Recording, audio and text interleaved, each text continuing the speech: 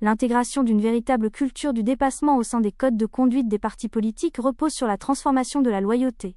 Elle ne doit plus être dirigée vers un homme ou un parti, mais vers un projet de société et vers la pérennité de l'État.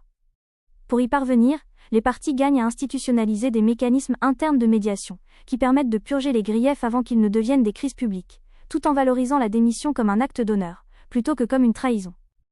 Cette éthique de la responsabilité doit être inscrite dans les statuts mêmes des organisations et des partis, précisant que l'intérêt du pays prévaut sur la solidarité de corps.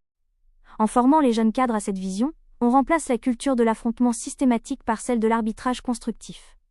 Lorsque le compromis devient impossible, le retrait ordonné ou l'acceptation d'un limogeage sans ressentiment ne devient-il pas la preuve ultime de la maturité politique, garantissant que les chantiers de développement ne soient jamais pris en otage par des égos blessés? Une démocratie s'enrichit lorsque ses acteurs acceptent que le verdict des urnes ou la nécessité de la cohésion nationale soient les seuls arbitres légitimes.